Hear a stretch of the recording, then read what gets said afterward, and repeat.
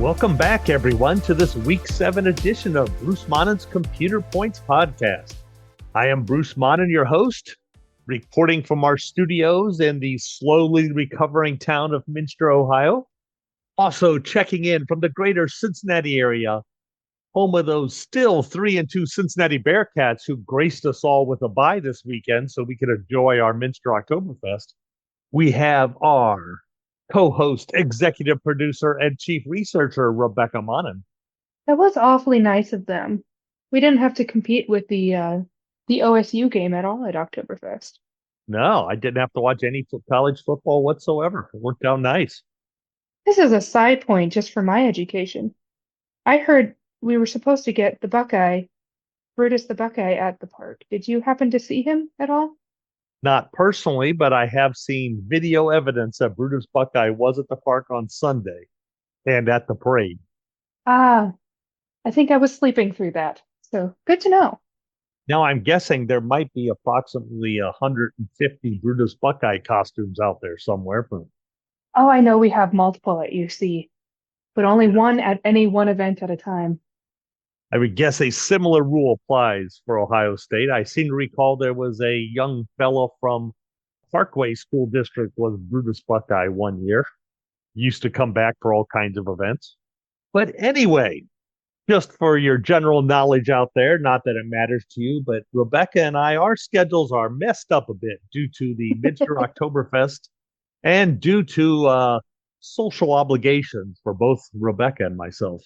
So at the time we are recording this, I am personally quite behind in my usual duties doing computer points and all, although I think by the time I actually get this edited and available for your consumption, I should be almost caught up. You'll be able to go to my website and hopefully I'll have the computer points updated there by then. I'm a little behind. That's okay. And if it's not okay to anyone in the audience, you are absolutely welcome to reach out via Twitter, email, or our YouTube video page and complain about it. We'll take any engagement at this point. Oh, yes, Speaking of which, complaints. complaints are an excellent source of feedback as long as they're not too personal. That's true. Of course, that's partly why I don't put video of us up. I don't want any commentary on how I look. So, Absolutely. well, by the way, though, some people who now know what we look like, there were a few fan sightings at the Minster Oktoberfest, and that would be the fan sighting of us, not the other way around. I mean, it was nice for us to cite some fans. I think it went both That, ways. that is true. Had a nice long conversation with Minster's own Rick Bergman up at the park. Also with a fan from Sydney Lehman named Amanda. It's always good to listen to meet people who listen to us. That's the only way we know that anybody listens to us, actually. We are famously bad at tracking our own statistics on the interwebs. Yes, we are. Someday, and if you're out there listening and you are a local person and you know how to do such things, I am not above hiring someone that understands how these things work to tell me how many people listen to our podcast, to maybe streamline my operations. And if there's lots of people, find out how we can get ad money out of this deal. We need a little bit more influence, I think. Yes, we do. We are many things, but influencer does not yet reach our titles. Thank goodness. Well, anyway, we're going to jump straight into the football because, as I said, our social calendars are beckoning. We're going to start with our Scores of the Week segment. Scores of the Week! Woo. I have 2 scores of the week this week. I'm told 1's not enough and 7 is too many. Yeah, 2's a good number. Let's keep it there. We shall start with a battle from the WBL. Salina 36, Lima Bath 35. A few details here. After allowing the go-ahead touchdown with under 2 minutes to go in the game, and I watched some live fan posts online, the Salina fans were convinced they were done. Their team had it. But the Bulldogs rallied. They used a hook and lateral play on a 4th down to keep their final drive alive. Eventually, they worked their way down the field and connected on an 11-yard touchdown pass to draw within 1 point. With time running out, they eschewed the game tying extra point. That's the word, right? Eschewed. It could be. I would need more context. They didn't take it. They eschewed it. Yeah, They that chose actually, otherwise. yeah, Yeah. that's pretty good. Shoot Okay. the Nice. opportunity. Yes. And went for the 2 point conversion instead. It was also a pass, the same as the touchdown from quarterback Bobby Morris throwing to receiver Caden Wentz. The receiver was tightly covered. I saw the video. Somehow the ball worked in there and he caught it. 2 point conversion, 1 point win for Salina, right near the buzzer. Probably not really a buzzer in high school football. Huh? The clock just kind of runs out and the referee blows a whistle. We'll say I before the mean, whistle. How about that? definitely a whistle. I feel like sometimes there's a buzz when the quarter ends. There could Probably be if it's depends on built the into the stadium. scoreboard. Yeah. Yeah. Okay. Okay. Good. Not We'll so go with much as that. in like hockey though. Basketball. Yeah. Hockey buzzers are really Basketball. good. Yeah. Our second score of the week. I, I think last year it was Defiance kept showing up as an interesting game every week. This year it's Defiance Tenora. They beat Wayne Trace 3-0 in overtime.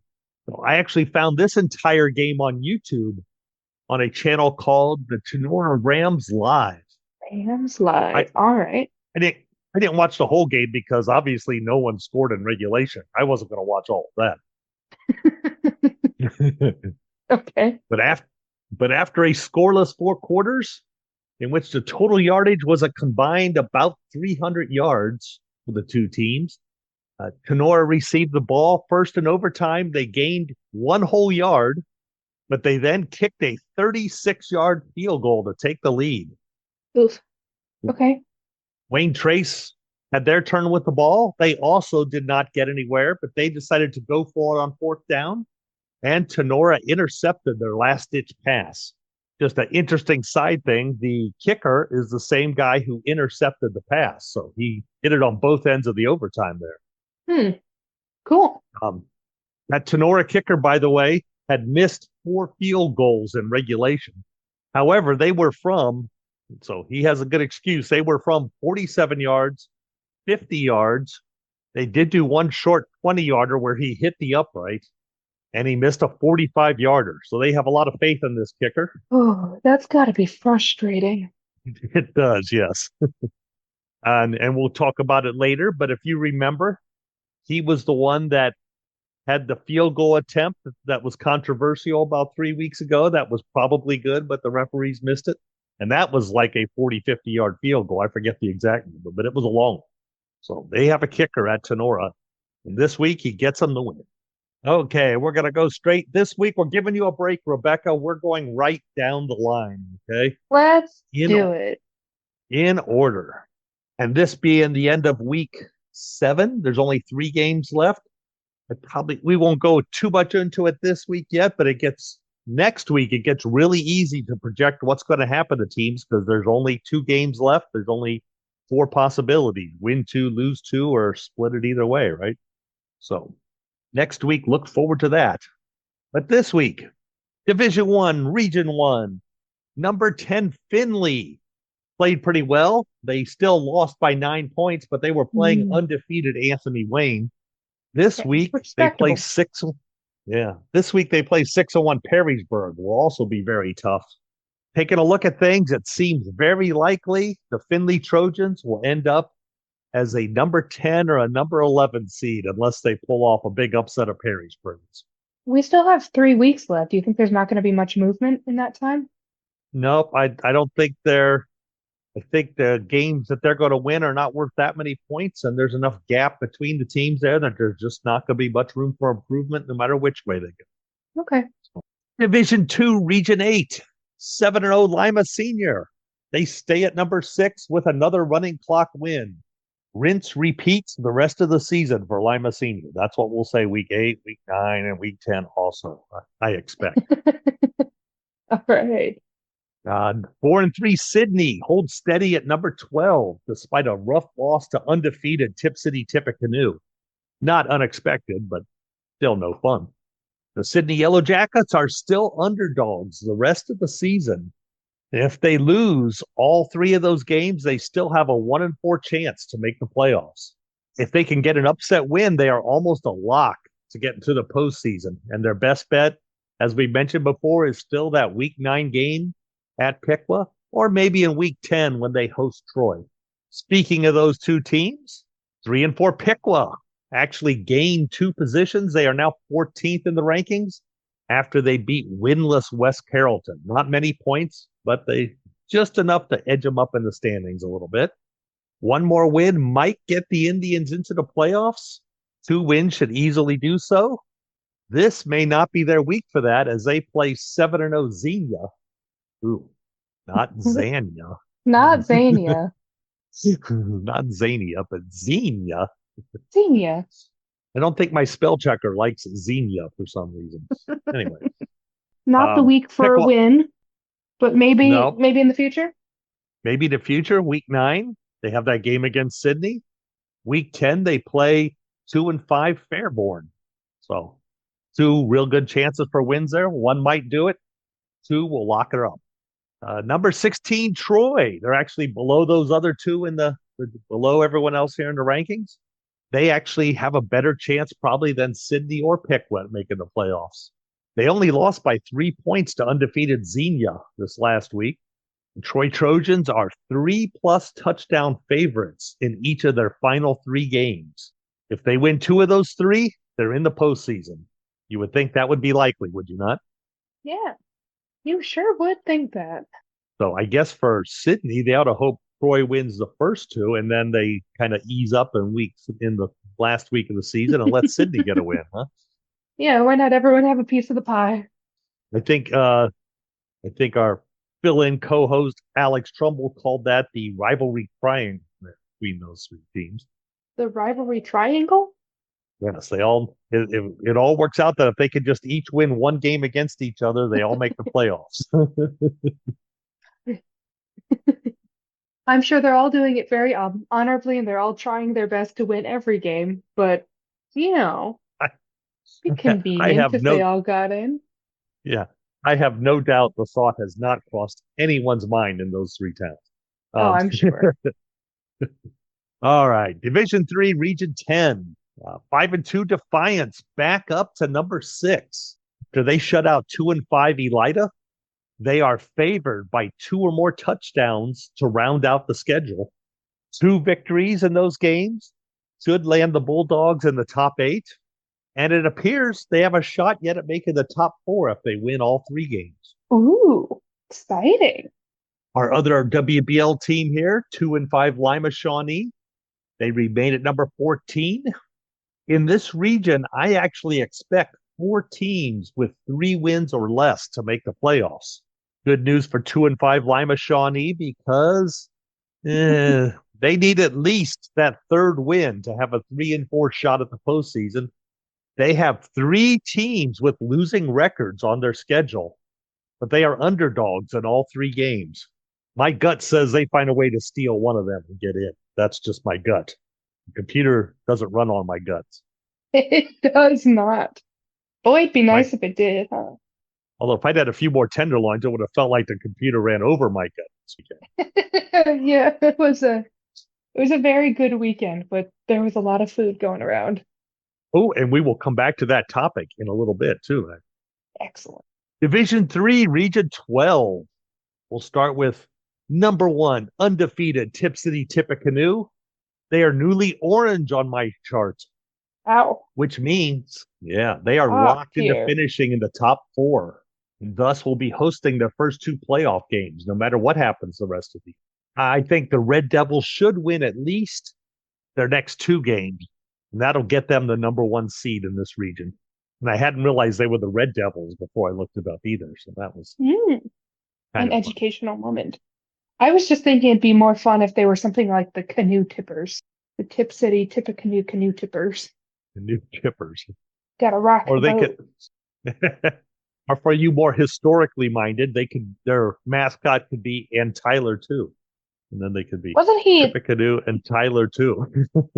weren't you just talking about how he was not a great president, in fact, maybe one of the worst? In my opinion, yeah, he would rank right there at the bottom of the list. Yeah, one of the So maybe worst. not a great mascot, What's your mascot? Oh, a really bad president. a Yeah. disappointing president. Oh. Right up there with the guy who got pneumonia and died very quickly after taking office. Oh, that was Tippecanoe, by the way. Oh, that was Yeah, Tyler. that was William Henry Harrison who died right away, and that's how Tyler got into office. Okay. Yes. Oof. Anyway, Red Devils is probably a more intimidating mascot Oh name. yes. So I know it doesn't match, but suddenly I had a picture of a mascot dressed up like a president with a handkerchief. I'm waving the white flag. I'm picturing one of those really big fathead presidents like you got on the Jib Jab videos in the days of old. Oh yes. Haven't seen a good Terrible. jib jab video in a while. I think the website died. Oh, okay. That Um, would explain it. anyway, who's next in Region 12? Well, let's go next to another undefeated team, number 2 Wapakoneta. They are still favored to win by 4 or more touchdowns the rest of the season. And that should get them either the number 2 or number 3 seed. There's a school in Cincinnati trying to pass them up, Archbishop McNicholas, if I remember. Archbishop McNicholas is not one I drive by frequently. No, that one might come down to one second level point game in the last week of the season to Ooh. determine which gets the second seed and which gets the third. It might be very close. 5-2 St. Mary's is ranked number 8 and is also a big favorite in their final 3 games. To earn a home playoff game, the Rough Riders may need to win all 3 matchups, though I figure them to have about a 50-50 chance, even if they lose one of those 3 games. So, good chance. Home game in that brand new stadium at St. Mary's. Nice turf, I'm told. It'd be a good place to watch a playoff game. Probably would be. Ivan Two Bell Fountain. Where are they in our rankings? Number 9, I believe. Looks like number Number 9. 9. Number 9. Bell Fountain. They need one win to be 100% in the playoffs. Right now, they're ranked as 99% likely to be in the playoffs. They have a tough game this week against 6-1 Urbana. They are favored in their last 2 games, but won't be easy. The combined record of those 2 opponents is 10-4. So, though favored, they're going to have a fight on that game. I know And that's a lot of points there. absolutely lots of computer points available. And we have 5-2 Salina, who we mentioned in our scores of the week. They moved up to number 10 with that win over 4-3 Lima Bath. The Bulldogs are underdogs their last 3 games. And if they lose all 3, boy, it projects that they would finish in 16th place. That's just a little too close for comfort for Salina fans, I would think. If they can get a win this week over 3-4 Ottawa Glandorf, and that game is at Ottawa, that would lock up a postseason bid for Salina. Oh, and now comes the part I've been looking forward to, Rebekah. Oh yeah? What have we It's got? our team of the week. Team of the week. Ba ba ba. Our team never seems so good. So good. So good. So good. Team of the week. Ba ba ba. We believed we always would. Yes, you just heard our team of the week theme song, which was recorded during the Minster Oktoberfest by the German Twist Singers. And if you are watching on YouTube right now, yes, those pastries you see on the screen are German twists. Oh, that's We used good. we used a combination of adult beverages at the Oktoberfest park, followed by free pastries at our house to get a group of people to sing that theme song. And we had a blast doing it. Yes, we did. This episode's team of the week is Van Wert, 24-point underdog, who defeated Ottawa Glandorf 35-34 in overtime. Wow. The Cougars earned their first WBL win of the season, and thanks to Ottawa Glandorf missing their extra point in overtime, and then Van Wert also scored a touchdown, but kicked theirs right through the uprights. Very impressive. Right here last week, we were almost counting out Van Wert out of playoff contention, but now the Cougars have a slightly over 50-50 chance at making the postseason. Thus, they are our team of the week. Oh, I would definitely say so. Got to keep watching them for the next couple weeks. And we put that there because Van Wert is part of Division 4 Region 14. We will start with 4-3 Napoleon, who moved from number 13 to number 9 by defeating 2-5 Toledo Bousher. A few weeks ago, we thought the Wildcats had the playoffs guaranteed. Now we are sure they do. 2 more wins should earn Napoleon a home playoff game, and that's especially if they upset 5-2 Oregon Clay this week.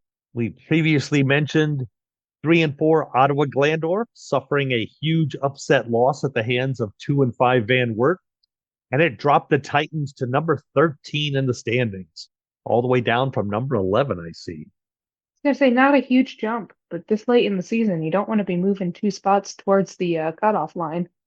No, you don't want to be moving the wrong way at all, but they're only Uh-uh. 3 spots away from the cutoff line now. So Ottawa Glandorf is favored by a touchdown over Salina this week. And if they win that, that would ensure their playoff berth. But remember, they were favored by a lot more last week. So Mm-hmm.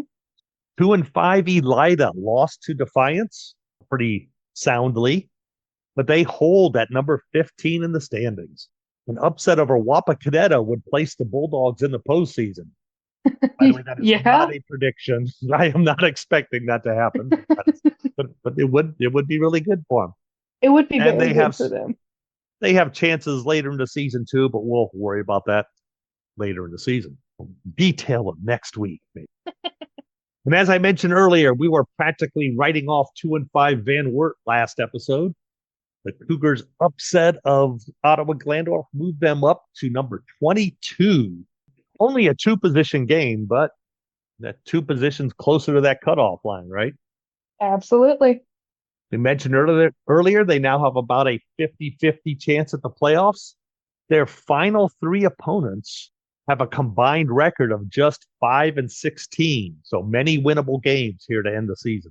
The flip side is not that many computer points for those games, but when you're down in the near the 16 line, you don't need as many computer points to move position. You sure don't. And anything is good to have. Yeah, you'll take all you can get.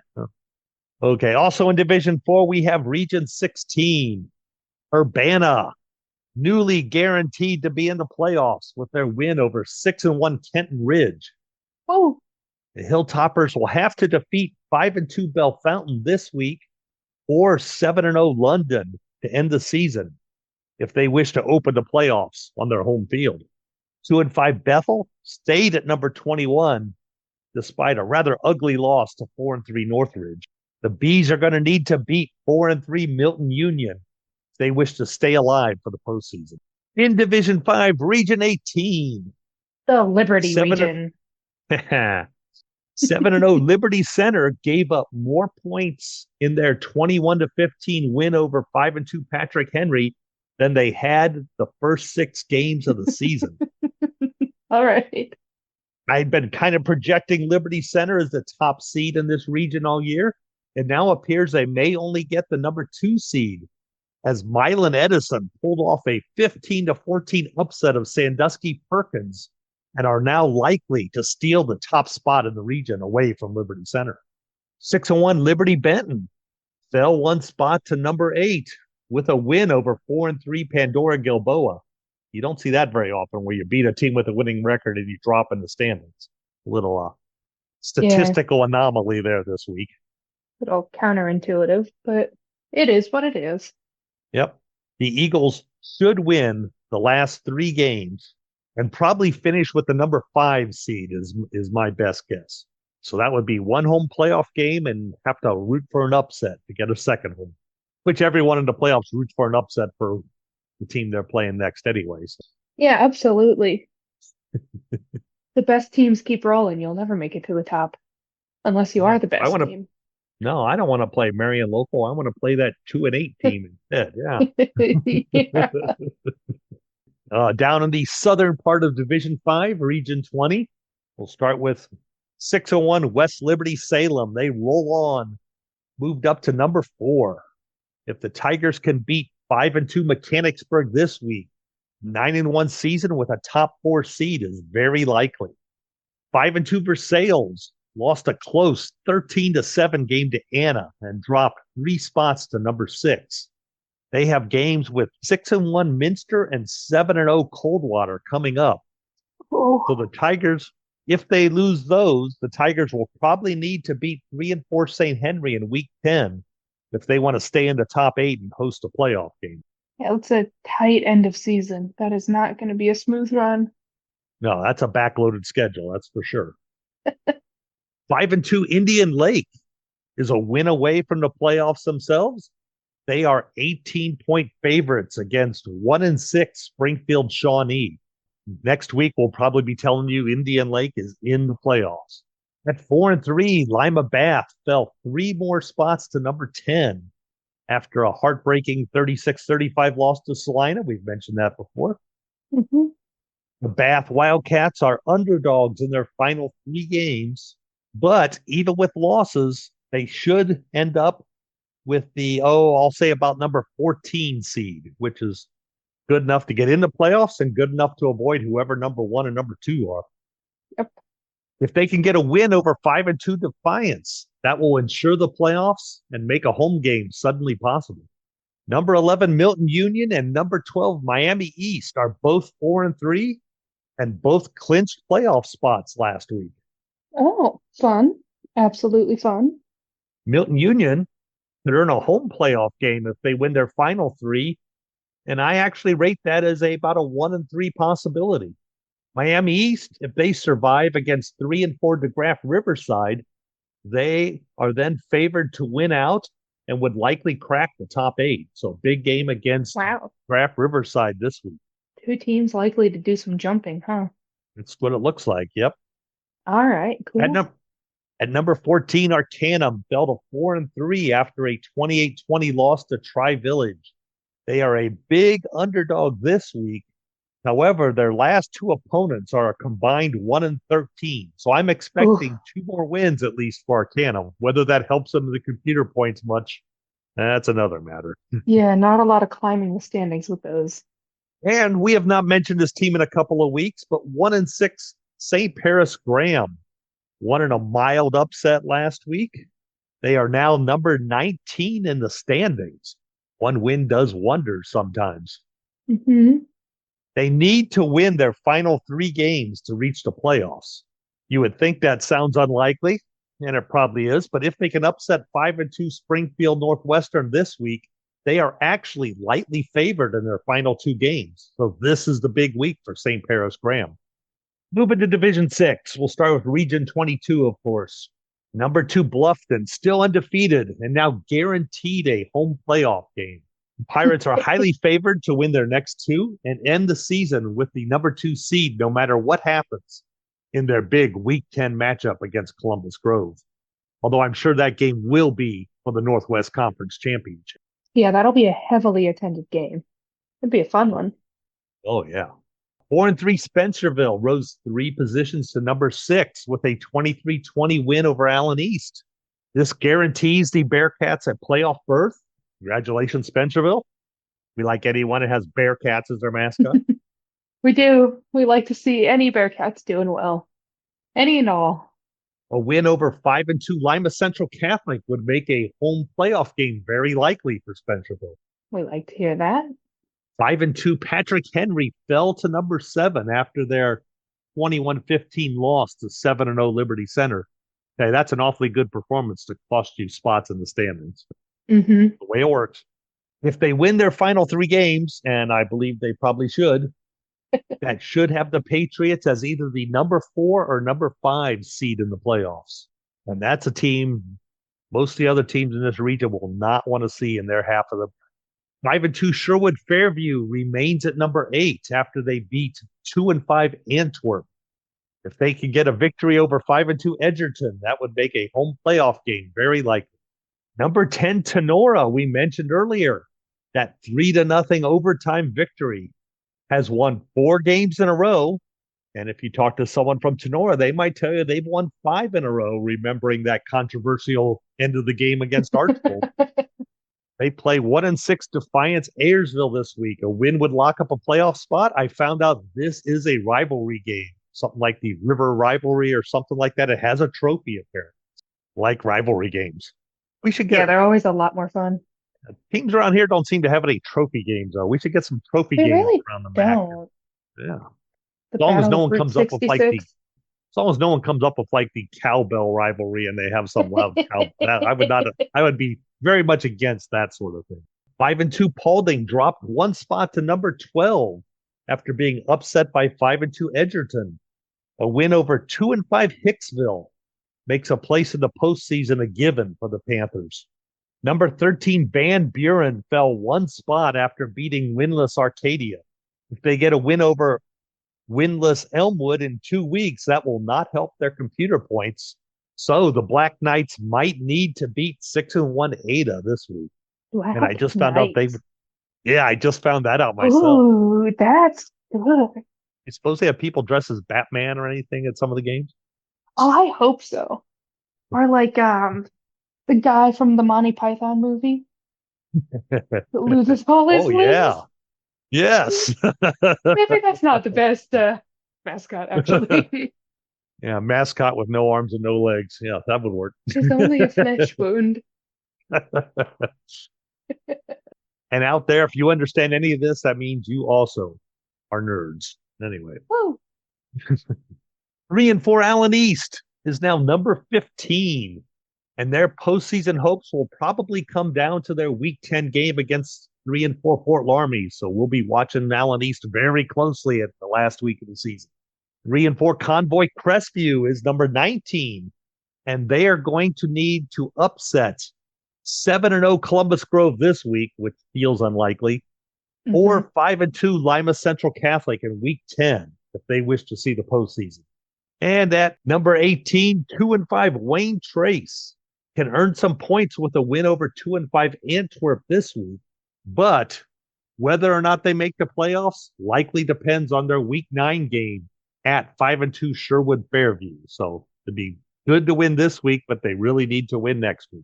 Also in Division 6, moving over to Region 23, we have Mechanicsburg. Woo! We had a question last week that said, how high can Mechanicsburg get if they beat people like Fairbanks? Well, Mechanicsburg is now number 14 because they did not achieve that goal. Fairbanks beated them. And now Mechanicsburg is 5-2. The Indians are almost guaranteed a playoff spot, but would need to upset 6-1 West Liberty Salem and 5-2 Springfield Northeastern to get a home playoff game. So that's going to be difficult. In Division 6, Region 24, 7-0 Coldwater. I project that no matter what happens, they will be the number 1 seed at the end of the season. It's pretty good to have that locked up with 3 games to go. They're rolling ahead, that's for darn sure. And it looks a lot like Dayton Christian. Looks very solid to be number 16 and be their first round victim. That could change, but it looks pretty good right now. Could change. 5-2 Anna's win over 5-2 for Sales moved the Rockets up to number 2 in the standings. And it makes sure they will have a home first round playoff game. If they could get a win over undefeated Marion Local, that would probably make sure they end the season at number 2. If they lose, they'll probably be number 3. So big risk, little reward. If they could get a win over Marion Local, they'd probably be favored to win the whole division. You would think so. But they're only going to get up to number 2 in the standings. They're not going to catch hold. Be a big old feather in the cap. Yes, it would. Our next team, 3-4 Covington, fell 3 places to number 12 after losing to Milton Union. The Bucks are a 17 or more point underdog in their final 3 games. If they don't pull off an upset in any of those 3 games, they are likely to finish 17th in the standings, 1 spot out of the playoffs. Now, of course, things get really fluid down there close to the cut line, so maybe it would be good.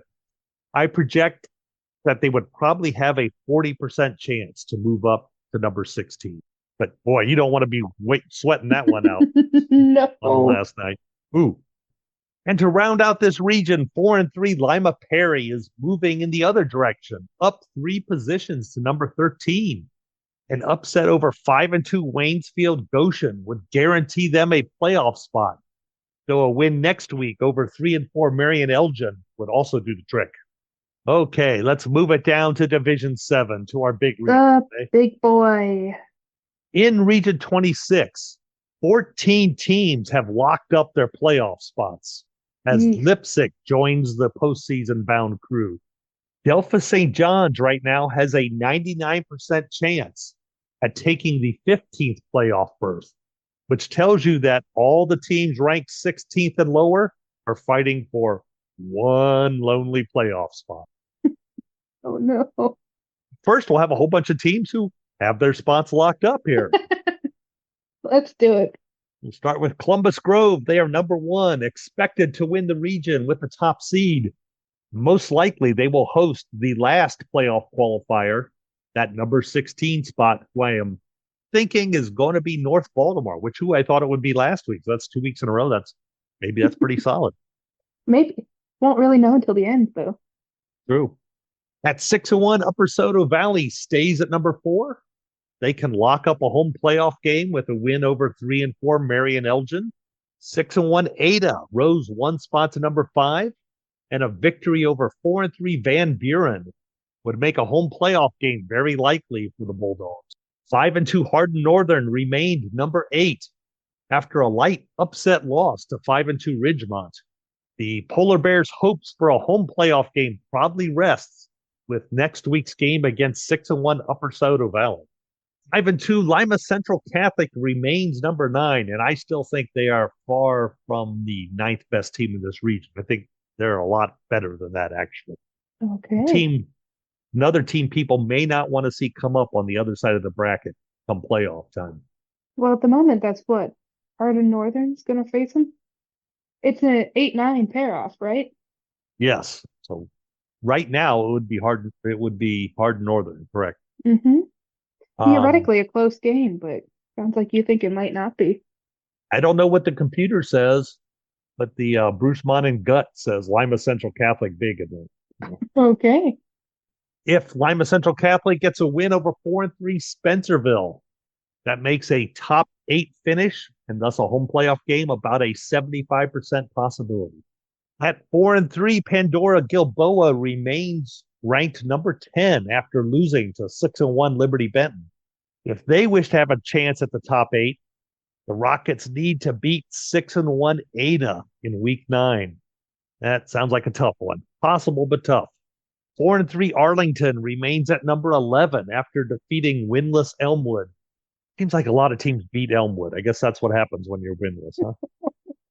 Yeah, and in a conference statistically. Yeah. If you have a winless season, that means 10 teams are going to beat you. Yep. And they seem to be in a conference with a lot of teams we follow, so they keep coming up. Mm-hmm. The Red Devils of Arlington still need to win their final 3 games to return to the top 8. They are a small underdog to 4-3 Macomb Friday, and again next week to 5-2 Leipzig.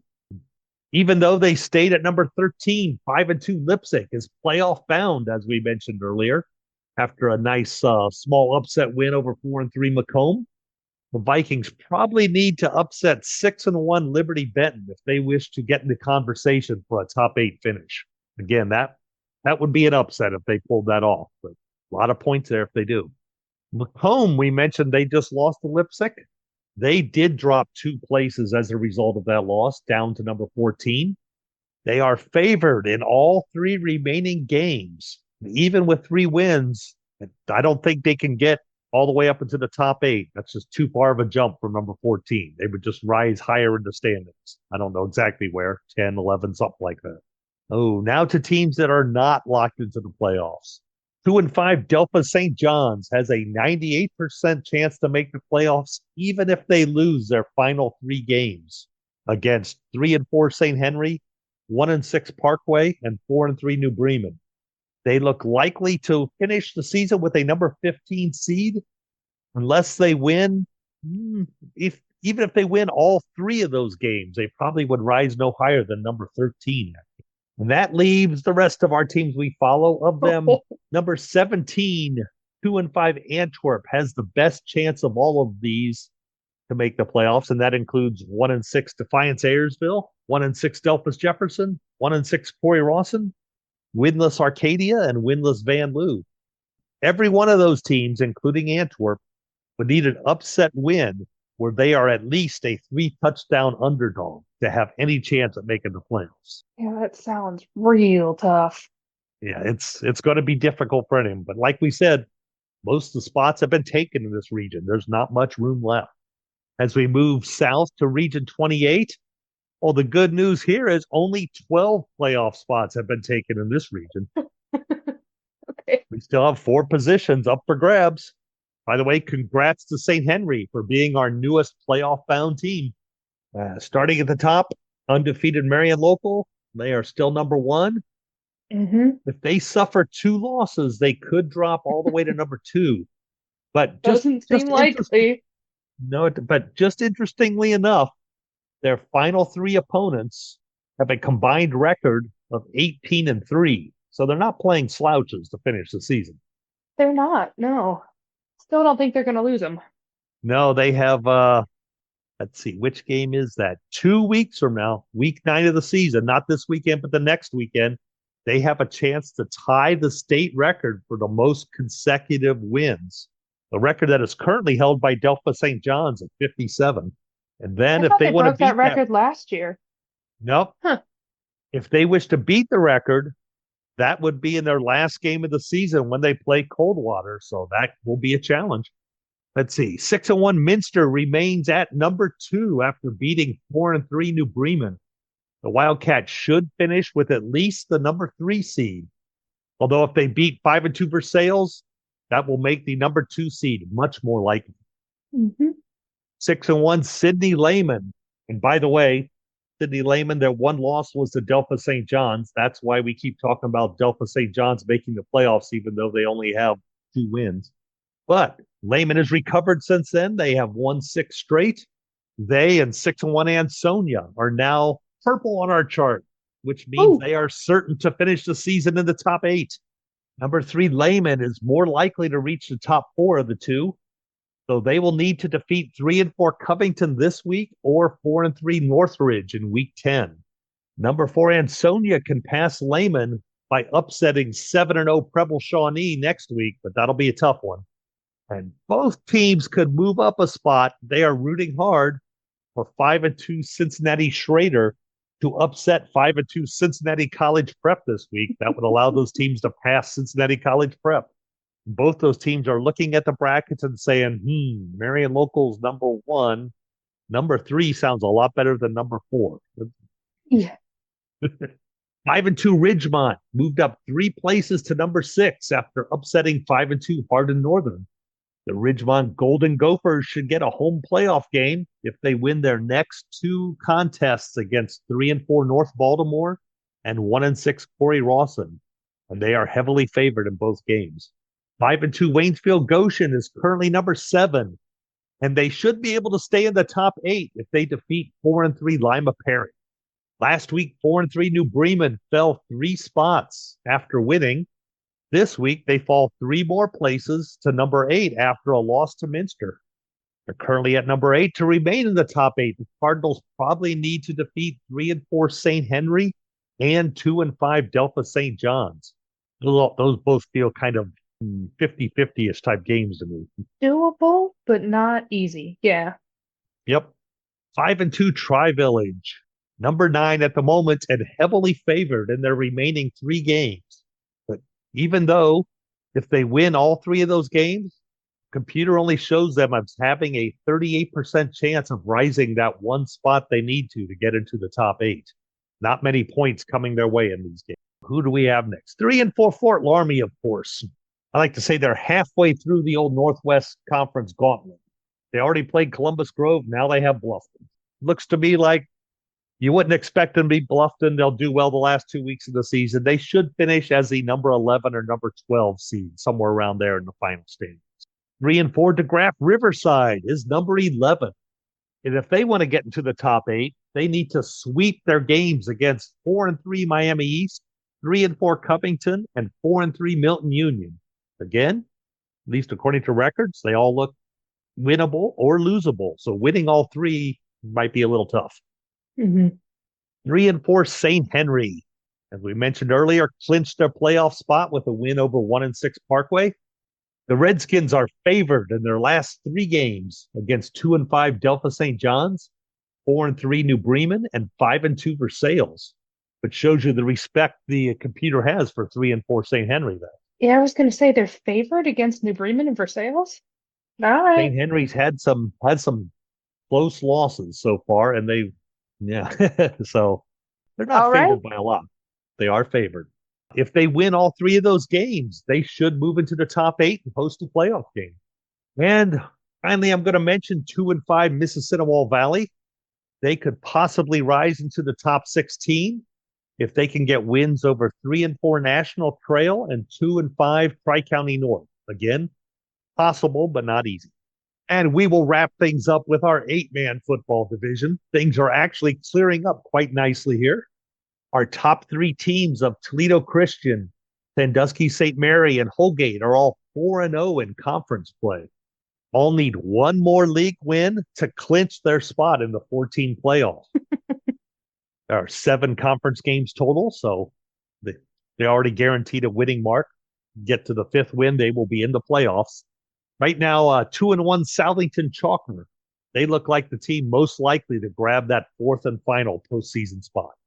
So that wraps up week 7 for us, Rebekah. All right. Perhaps social obligations permitting, we'll be able to spend more time on a possibilities and probabilities next week. Oh, I think that can be arranged. Yeah. But in the meantime, I hope you enjoyed this slightly briefered episode. And if you have any comment or question for us, it can be sent to Bruce Monnin at nktelco.net or submitted on X to @BruceMonnin. In addition, we have a YouTube page where all of these episodes are posted with accompanying graphics. You can also leave a comment or thought in that section of the YouTube page. And if you haven't already, please subscribe to the podcast wherever you find your podcasts, such as Apple iTunes, iHeartRadio, Amazon Music, or YouTube. Again, still not Spotify. Putting out that call for anyone who knows either how to get on Spotify or tell us who's listening to us. Anyway, you can find us by just searching Bruce Monnin's Computer Points. And just as a reminder, unlike Joe Idle, I do not put my computer points up almost instantaneously with the results coming in. However, by middle of the week, Tuesday or Wednesday, when mine go up, you will also notice I have the range of the best and worst seed you can expect each team in the state to end up with at the end of the season. So feel free to check in there a little later in the week each week. Again, just search for Bruce Monnin's Computer Points on the internet. You'll find it easy. And as you might expect by now, we plan to return after week 8 of the regular season. Correct? I sure hope so. So, until then, so long, everybody.